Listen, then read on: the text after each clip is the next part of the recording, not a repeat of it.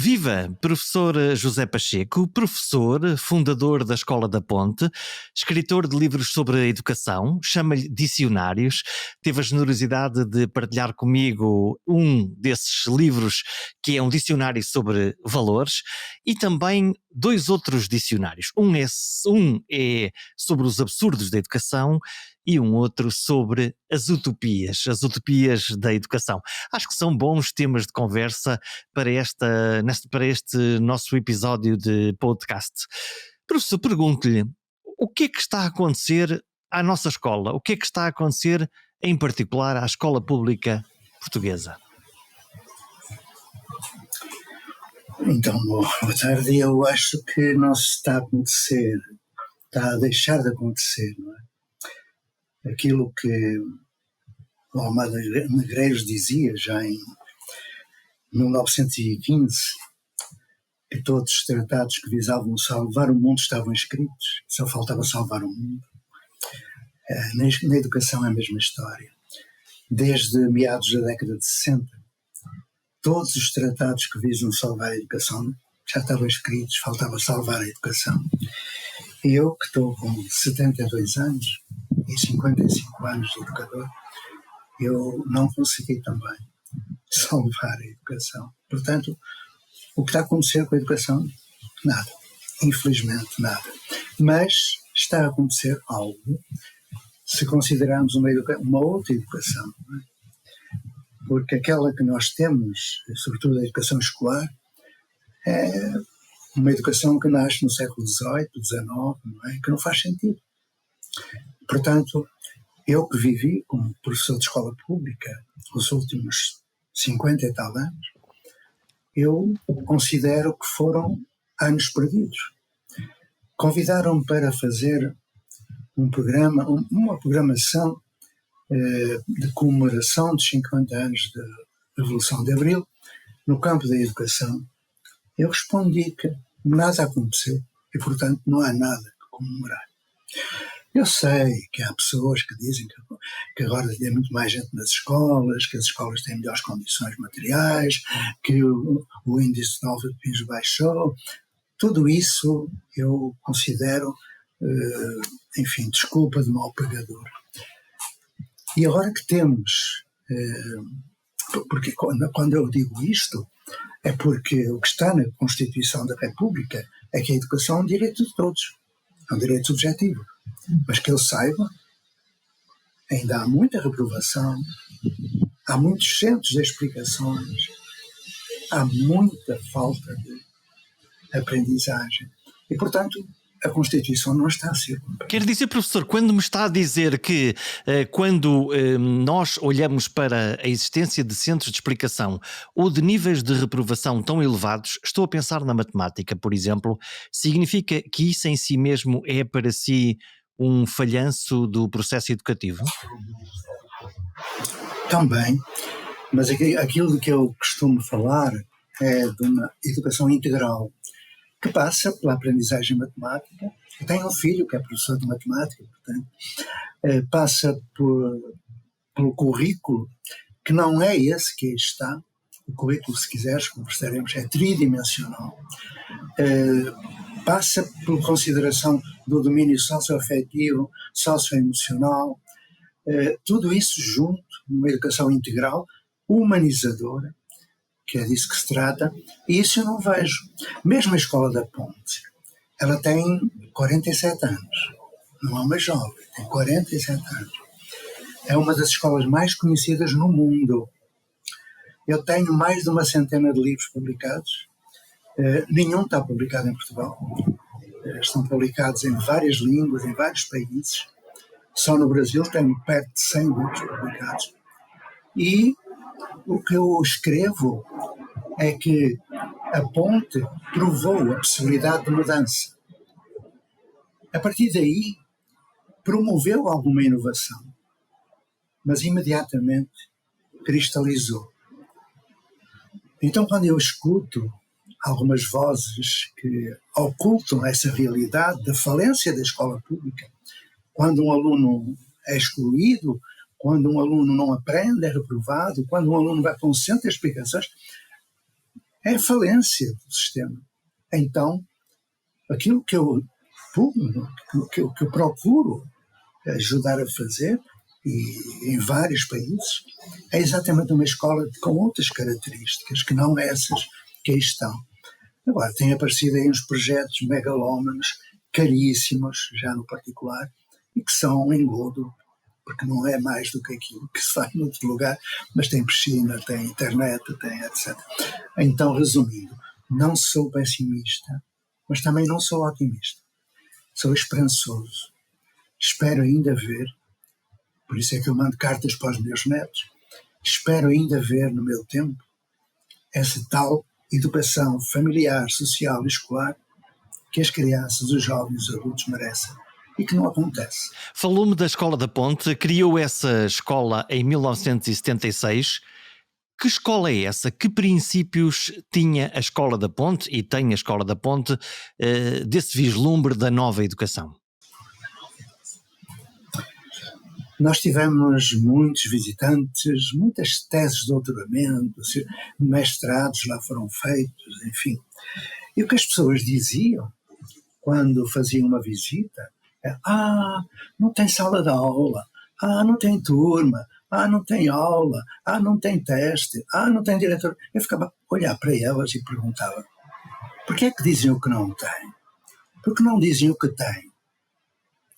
Olha, hoje a Escola da Ponte está na história da educação. Porquê? Porque foi a primeira escola no mundo. Portugal deveria orgulhar-se disso, e não o faz.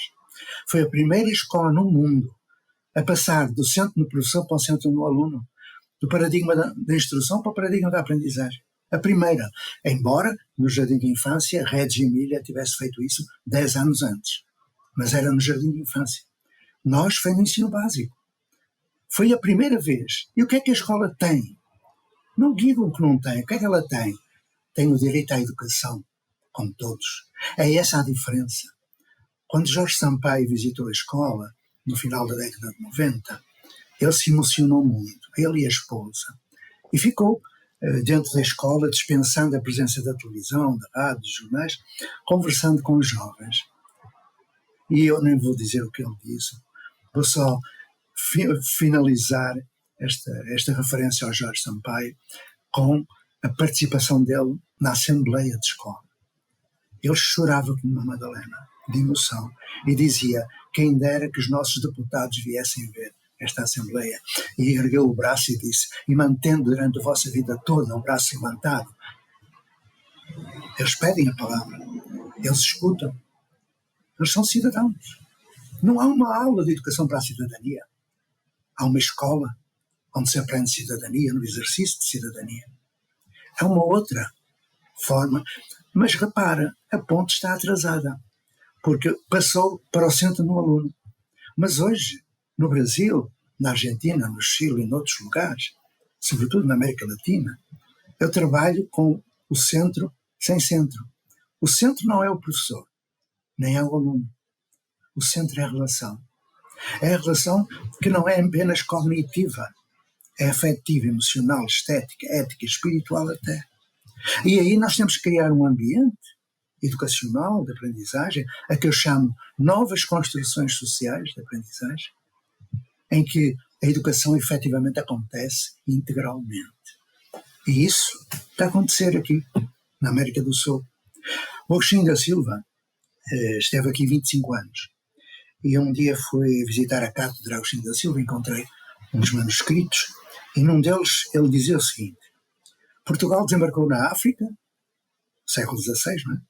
Na Ásia, desembarcou na América, só falta Portugal desembarcar em Portugal. Eu acrescento, isso vai acontecer com a nova educação que está a nascer no Sul. Em abril eu vou aí. Existe em Portugal um movimento chamado ARCA, que é a Assembleia das Redes de Comunidades de Aprendizagem, onde não há centro. Há relação e há a aprendizagem centrada em quê?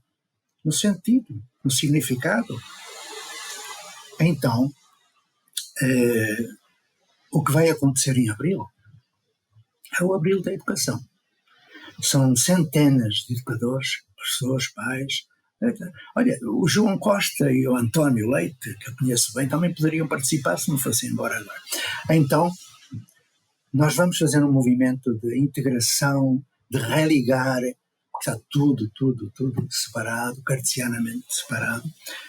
E aquilo que eu te digo é que não faz sentido nenhum ouvir falar de sala de aula no século XX, muito menos no século XXI. E enquanto continuamos a falar de sala de aula, nada acontece. Então, se nós temos aquilo que é o ensino clássico, os nossos alunos, as nossas crianças na Europa, em Portugal, vão a uma sala de aulas onde escutam professores de forma sucessiva ao longo das horas, têm currículos que muitas vezes não entendem sequer para que é que aquilo serve, no fim têm testes, passam ou chumbam, e a minha sensação é que nem professores, nem alunos, nem famílias, nem comunidade estamos muito satisfeitos com aquilo que acontece nessas aulas, nessas turmas, nessa escola. Olha, eu gosto muito de utilizar algumas frases feitas, muito provocatórias, fraternalmente provocatórias. E já que falaste de teste e de sala de aula, eu vou fazer várias afirmações. Primeiro, um professor não ensina aquilo que diz, transmite aquilo que é. A aprendizagem é antropofágica. Eu não aprendo o que o outro diz, aprendo o outro. Toda a aprendizagem é através do exemplo e da imitação. Portanto, na sala de aula, pouco ou nada se aprende. Ou então aprende-se que não se deve aprender. O conformismo, a obediência formal e tudo mais. Um teste nada avalia. Eu convido os meus colegas das ciências da educação para discutir isso. Basta ter uma ideia do que é a docimologia, a ciência dos testes, para se perceber que não vale a pena. E mais, há uma grande confusão entre avaliação e classificação. Então, estamos num tempo que eu vou definir do seguinte modo. Eu estava para ser engenheiro eletrotécnico. Isto na década de 60. Até que me decidi para professor, não importa porquê. E eu fui. Eu sabia muito de eletrotecnia, mas eu não sabia ser professor. Eu sabia dar aula, que é outra coisa, que é o que se faz ainda hoje, 50 e tal anos depois. Eu tive que aprender a ser professor. Foi doloroso, porque aquilo que ainda hoje se faz na formação de professores, eu trabalho na universidade, aqui em mais de uma dúzia de universidades do Brasil, e colaborei em algumas portuguesas, o que se faz é a reprodução do modelo do século XVIII e XIX, da Polícia Militar e da Primeira Revolução Industrial. Agora, o discurso está enfeitado, não é? Mas a prática é miserável. O António Novo diz, sofisticou-se o discurso e contradito com a prática, que temos a miséria das práticas. Volto a dizer que não sou cético, que não sou pessimista e não sou otimista. Eu acredito nos professores, fui dirigente sindical, acredito nos professores e fui dirigente sindical, mas não compactuo com certas coisas, né? O neocorporativismo não é comigo, não. Conheço muito bem o Mário e tudo mais, eu não vou por aí.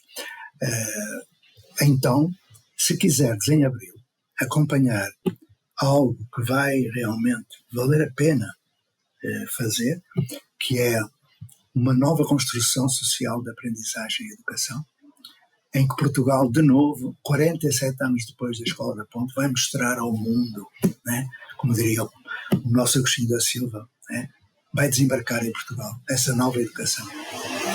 Eu aprendi essa nova educação nas comunidades indígenas, no Xavante, no Chupinambá, nos Pataxós. Aprendia nos quilombolas que os portugueses criaram com a escravatura. Aprendi nas favelas brasileiras, onde não há possibilidade de disfarçar a miséria. Aprendi num país onde convergem todas as culturas, portugueses, italianos, alemães, japoneses, está aí tudo. É o único país onde um muçulmano casa com um israelita. Por exemplo, não como judeu. É fantástico o que está a acontecer aqui. A Europa está atrasadíssima. Essa coisa da Finlândia, temos muitas Finlândias no Brasil, muito melhor que a Finlândia. Em 2018, eu fui convidado para ir à Índia apresentar um projeto que eu estava a desenvolver no Brasil. Quem foi que eu encontrei? Mais 6 países selecionados. Finlândia, Singapura, em primeiro lugar no PISA, Estados Unidos, Israel, Japão e por aí vai. Qual foi o melhor dos projetos? O brasileiro. O projeto Âncora. Foi o melhor. considerado ao fim de 15 dias de debate. Foi melhor. Falava português. E as pessoas perguntavam em inglês, claro. Um hindi inglês. It's Portugal. No, it's Brazil. Oh, no. Diziam que não era possível. Um país do terceiro mundo, lá como eles chamam. Não. É aqui que está a melhor educação. E em Portugal também. Mas em Portugal ela está oculta, infelizmente, porque com o ministro que nós tivemos, como esse, enfim, nem vou dizer o nome, porque só o nome já me irrita, que estragou muita coisa aí, estamos parados. Agora ficaram espantados como é que no PISA os resultados foram piores. Claro, isto vai e volta, não muda nada.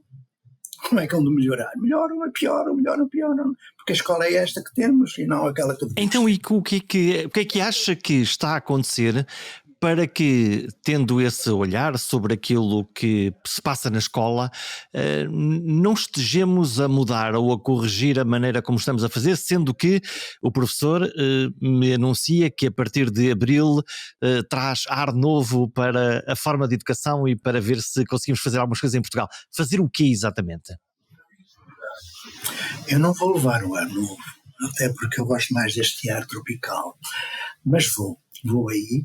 Tenho aí filhos, tenho aí netos que estão ligados à educação, tenho muitos amigos, são eles que vão fazer. Eu já tinha desistido praticamente, mas há 2 anos atrás, quando eu fiz os meus 70 e resolvi parar, chamaram-me e eu achava estranho. Quando eu chegava a um agrupamento de escolas, vinha um jovem, professor jovem de 50 anos, vinha até comigo e dizia: professor, lembra-se de mim e tal, diretor do agrupamento. Sim, não, foi seu aluno na faculdade de Letras. Pois. Vinha uma presidente de Câmara: professor, lembra-se de mim? Não, foi seu aluno na Escola Superior de Educação do Porto. Encontrei 22 ex-alunos, com 50 e tal anos de idade, alunos da universidade, que querem fazer aquilo que é preciso, porque não os deixaram fazer antes. Eles agora têm estabilidade, estão em posições de chefia, de gestão, e então eles me levaram de novo a convidar aqueles que quase tinham desistido para fazer, devagar, que não quero fazer dos alunos cobaias nem de professores, devagar, a partir daquilo que o professor é, a partir do chão da sala de aula. Porque quando o professor me diz: mas como é que eu vou fazer comunidades de aprendizagem, currículo de subjetividade, digo: dando aula. É aquilo que a pessoa sabe fazer. Eu tenho de valorizar o que a pessoa sabe fazer, respeitá-la. Então eu vou para o chão da escola e para a sala de aula. Eu estou a adorar esta experiência porque eu estou a fazê-la aqui, antes de ir para Portugal. Estou aqui desde há um tempo, já fazendo alguma experimentação. E o que vai acontecer é que Portugal, se aqui se importa, se quiser aproveitar este, eu não gosto de chamar movimento, isto que vai acontecer, se quiser aproveitar, se o ministro for esperto, o que vier, então Portugal vai ficar em primeiro lugar no PISA em muito pouco tempo, se aqui se importa. Para mim não importa nada, mas pronto. Mas vai sobretudo mostrar ao mundo aquilo que o Agostinho da Silva falou. É uma educação humanizadora, uma educação verdadeiramente transformadora. É isso que vai acontecer. Eu já não vou ver, porque já estou mais para lá que para cá, mas outros verão. Professor, pode, para quem não tem experiência destes modelos educativos, destes novos modelos educativos, o que é que acontece nesta escola nova em contraponto com a escola velha? Podemos transportar-nos para lá? Leve-nos connosco até essas experiências que defende e explique-nos como é que funciona, como é que funciona essa relação na escola, como é que funciona a relação dos alunos com os professores, com as famílias, o que é que tem de verdadeiramente diferente e de forma concreta? Olha, aquilo que está a acontecer atualmente, desde há uns 30, 40 anos, sobretudo com o advento da inteligência artificial, das tecnologias digitais, é uma tentativa de melhorar o sistema através da introdução desses dispositivos. Não adianta nada. A instrução, o paradigma da instrução mantém-se. Depois há aquelas chamadas escolas alternativas, que eu detesto, que o docente é criancinha, faz o que quer. Criança não faz o que quer, criança quer aquilo que faz, é completamente diferente. Okay? Então, eu também não entro nessa, não gosto, detesto esses summer reels que estão para aí. Mas há coisas muito bem feitinhas nessas alternativas, cuidado, eu não vou entrar em pormenor. Então, O que nós vamos tentar fazer não é tentar melhorar este sistema. Ele não funciona. Ele é hierárquico, é feito de castas, desde o doutor e PhD até o pobrezinho. É imoral, porque os professores dão aula, sabem que não ensinam, continuam a dar aula. Ok? É antiético, porque as pessoas escrevem sobre o paradigma da comunicação e fazem trabalho em sala de aula no paradigma da instrução. Ok? E é corrupto, intelectualmente corrupto. Então, este modelo acabou há muitos anos, mas nós temos que partir dele. O que vai acontecer é que, para uma nova educação, uma nova construção social, e ela parte de um pressuposto imediato. Escolas são pessoas. Fixa bem isto. Porque quando eu falo escola, qual é a representação mental que as pessoas fazem? Um prédio, salas de aula, não é nada disso. Escolas são pessoas. O que é que são as pessoas? Os seus valores. As pessoas agem em função de valores. Quando esses valores são transformados em princípios de ação, conduzem a projetos. Projetos de escola, projetos de comunidade. Os projetos são coletivos. Ninguém faz nada sozinho, portanto, professor sozinho em sala de aula, nunca mais. Então nós partimos de uma ideia de projeto a partir de valores e princípios de uma sociedade do século XXI que adere a princípios que Edgar Morin e outros propõem.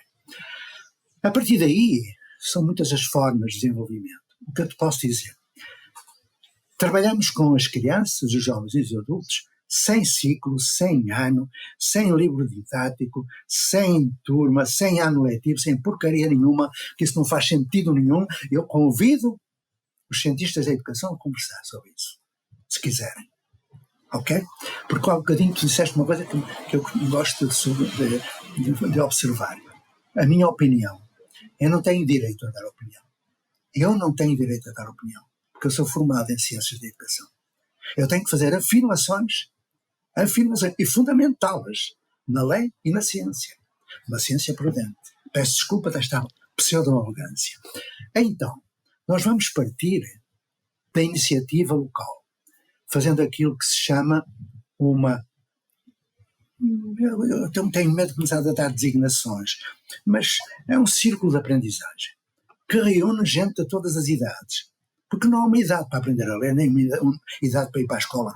Nós começamos a aprender no 6º mês de gravidez, dentro do útero materno. E acabamos de aprender quando morremos. É só isso. E, portanto, aprendemos em qualquer lugar. Dentro de um prédio de escola aprendemos muito pouco. Aprendemos quando queremos aprender, quando o objeto é significativo. Aprendemos com os outros e não sozinhos. Aprendemos onde quer que seja, num centro cultural, numa igreja, na internet, numa praça, na floresta, em casa e dentro do edifício da escola. Com certeza, não vou implodi-los. Agora, eu penso que isso que vai acontecer a partir de abril vai levar uns 20 anos para se afirmar, consolidar. E vai ser algo que eu não consigo vislumbrar. Eu apenas sei o início. E o início é: escolas são pessoas. A partir deste axioma, tudo muda. Tudo muda. Agora, posso falar de currículo, mas isso acho que não tem interesse nenhum, talvez num outro dia, mas para falar de currículo estaremos aqui pelo menos umas 5 ou 6 horas. Ou de falar de currículo, a subjetividade, a comunidade, a consciência planetária, essas coisas todas que das ciências da educação se entretêm a discutir. E este modelo não pode ser demasiado anárquico para ser organizado nesta fábrica de ensinamento que é a escola atual? Disseram isso da Escola da Ponte. E posso dizer que a Escola da Ponte é a escola mais organizada que eu conheço. Já agora, anarquia no dicionário é sinónimo de caos, mas anarquia vem do grego, anarkos, significa a suprema noção de ordem. Eu não preciso de quem me ordene, eu sei ter autodisciplina. Essa é a noção que eu tenho de anarquia, não é a deturpada. Mas, e sou anarca, graças a Deus, já agora. E orgulho-me disso, porque respeito todas as ideologias, exceto as extremistas, como essa do Chega, desses desgraçados que aí estão. Então, já cá faltava, não é? Então, a organização tem uma lógica diferente daquela que tem hoje. ela parte exatamente de acordos de convivência, ela parte da definição de um território, ela parte do levantamento de uma matriz axiológica, de valores, não é, que estão presentes, ela parte de um compromisso ético com a educação, ela parte de tudo aquilo que este modelo que está aí não serve, porque acho que as pessoas estão muito cegas, ou então é a normose, não é? Não sei se sabes o que isso é, foi uma coisa que inventaram aqui no Brasil.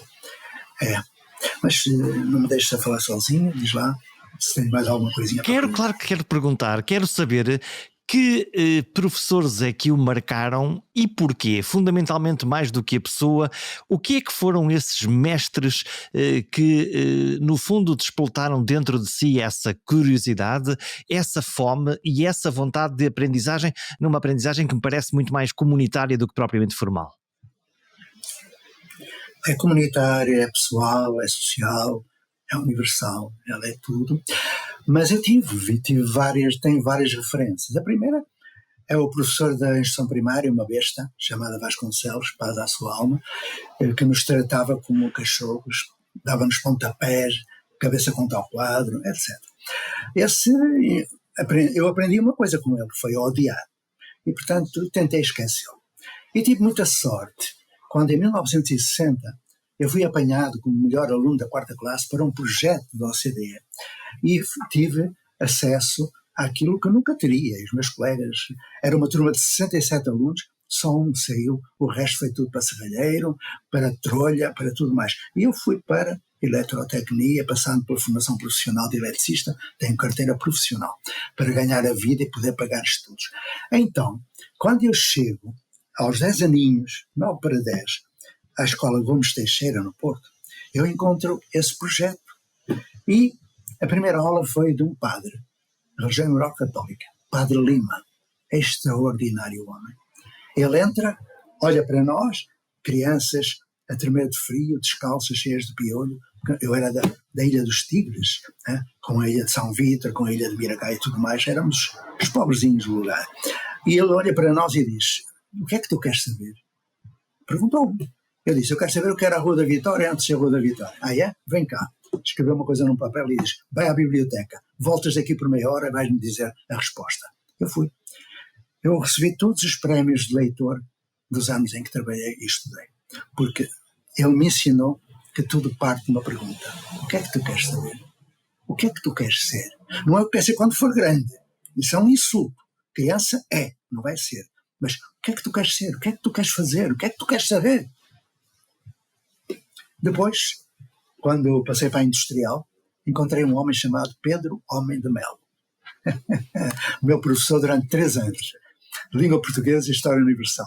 Bem, ele não queria falar da Revolução Francesa, claro, mas pronto. Ele me ensinou a amar Camões, Pessoa, etc. Ensinou a amar. Depois encontrei uma professora de francês, porque me apaixonei. Eu posso contar uma historinha? Claro que sim. Claro que sim. Pronto, porque eu tenho muitas historinhas, muitas. Então, cá vai. Eu estava na indústria, nunca tinha tido uma professora, era tudo homens, não havia engenheiros na altura. Eu estou a falar da década de 60. E eu tive que fazer uma disciplina na área das humanísticas, uma língua. Escolhi o francês, na altura era o francês. E vem aquela jovem de 18 anos, eu tinha 17. Paixão à primeira vista, pensando eu ser platónica. Aí, estás a ver, eu ia para a primeira fila, como sou estrábico, eu pensei que ela não percebesse que eu estava a olhar para ela, mas eu estava antropofagicamente a absorver tudo o que ela dizia. Eu era o melhor. Não escrevia uma linha, escrevia depois tudo o que ela escrevia no quadro. Ok. Até que chegou o último dia. Eu estava, como tu imaginas, né? Naquela altura, quando acabava a aula, os professores iam levantados. Alguns mandavam fazer a que me via, eu não fazia, lógico. Podem sair. Se eles dissessem fulano fica, é porque ia ser punido ou advertido. Aí chegou o fim da última aula e ela diz: podem sair, o José Pacheco fica. Valha-me Deus. Uma mulher que eu amo, em segredo, pensava eu, ela vai me punir? Eu nunca mais a vou ver? Bom, ela fecha a porta, sobe as escadinhas, chega à secretária, abre a bolsa, tira um vinil e um livro, eu não estava a entender nada, vem ter comigo, fica ali pertinho, eu senti arfar e diz isto: fui a Paris nas férias da Páscoa e trouxe-te um disco de Jacques Brel e um livro de poemas para que tu nunca te esqueças de mim. Ela me amava. Só que havia ali um vazio constitutivo entre mim e ela. Eu era aluna, ela era professora. Eu não mexi. Fui um bruto, não é? Mas pronto, não fiz nada, mas ficou comigo. Hoje eu tenho o livro, o disco desapareceu, todo partido. O livro é um dos meus altares. Mas o que é que eles me ensinaram? A fazer aquilo que a partir de abril vai acontecer. E que na Ponte foi ensaiada. Quando um jovem com trissomia 21 chegou à Ponte, síndrome de Down, na década de 90, eu pedi o relatório e vi que estava escrito que aquele jovem tinha 9 anos, não sabia ler nem escrever, nem o nome dele identificava e nunca iria aprender a ler. Estava escrito. Eu peguei naquilo, joguei fora, tirei fora. Profecia autorrealizada, nunca vai aprender a ler. Então dizia, ensinar-lhe a apertar os botões, a camisa e tal. E eu perguntei àquele jovem, o que é que tu queres ser? E ele perguntou-me, eu posso dizer? Sempre que eu pergunto a uma criança, o que é que tu queres saber? Ele diz, eu posso dizer? Repara bem. Eles já ouviram tanta resposta a perguntas que não fizeram, já passaram por tantas aulas onde não puderam falar, que eles desistiram de perguntar, perderam a curiosidade. É um crime. Então ele disse, eu quero ser guarda-redes. Olha, fizemos um projeto de vida para aquele jovem. Em 3 meses ele aprendeu a ler, fez um técnico profissional e quando Portugal ganhou o Campeonato Europeu de Futebol de Salão, o guarda-redes da Seleção Nacional Portuguesa era o André Mesquita. Tem a medalha de ouro no município de Santo Tirso. Dá para entender esta minha agitação? É a partir do ser humano que nós temos à nossa frente e de todos os outros, para que eles aprendam a partir daquilo que são, daquilo que sabem, com os outros. Escolas são pessoas. Este podcast chama-se Pergunta Simples e eu gostava muito de aprender, nesta conversa em que já aprendi tanto, como se ensina a curiosidade, como se ensina a perguntar. Não se ensina. Ajuda-se a descobrir essa competência. O Chim também tem coisas sobre isso, mas não vou citá-lo de novo. O que nós fazemos é desenvolver senso crítico, porque quando me dizem, eu ponho os meus alunos a pesquisar, mas assim, ensino-nos a escolher informação pertinente ou eles perdem-se na internet? Ensinam a selecionar informação, ensinam a comparar informações, ensinam a avaliar informação, ensinam a sintetizar informação, ensinam processos complexos como comunicar a informação, transformar a informação em conhecimento e partilhar o conhecimento, e aí existe avaliação, evidência da aprendizagem. Isso é a forma de desenvolver criatividade, curiosidade e perguntar. Quando uma criança entra numa escola e um professor papagaio começa a falar daquilo que... E passado um tempo diz, este não acompanha o ritmo da aula. O que é este ritmo da aula? Ensina todos da mesma maneira quando cada um aprende a seu modo. E eu não estou a dizer mal dos professores. Eu estou a questionar o sistema. Os professores são vítimas, porque também querem ser. Okay? O burnout está aí. Então, o que é que eu hei de mais dizer sobre isso? Que te convido e vos convido, para quem estiver a escutar, para, em abril, ver-se o que vai acontecer. Vai acontecer coisa muito boa. E é surpresa, não é? Já não é? Quem quiser poderá contactar-me, se eu puder dar o meu telefone para fazer um WhatsApp, eu deixo aqui. É brasileiro, claro, não tem telemóvel desde há 22 anos, mas me orgulho de ser português. Aliás, quando eu vim para cá fiquei mais patriota do que nunca, mas já vai. O meu telemóvel, o celular é o 0055, que é o Brasil, não é? Depois tem 61, que é o indicativo do Brasil, 61, depois 999 295905. Repetido, 0055 61 999 295905. Estou sempre disponível para quem queira juntar-se à causa das crianças. É para isso que a gente serve, para servir. E eu espero que haja portugueses que disso se apercebam e que não acreditem no que eu digo, que façam alguma coisa com essas pessoas que aí estão e que vão fazer coisa muito boa. vos garanto. Fica assim aberto o contacto. Eu vou deixar o seu número de contacto via WhatsApp na página perguntasimples.com. Quero agradecer-lhe, professor José Pacheco, e dizer-lhe que estarei cá para ouvir em abril sobre essa nova forma de fazer educação e de, no fundo, de partilharmos conhecimento todos dentro da comunidade. Dispõe, sempre que eu possa ser útil, cá estarei. Até breve, então. E obrigado.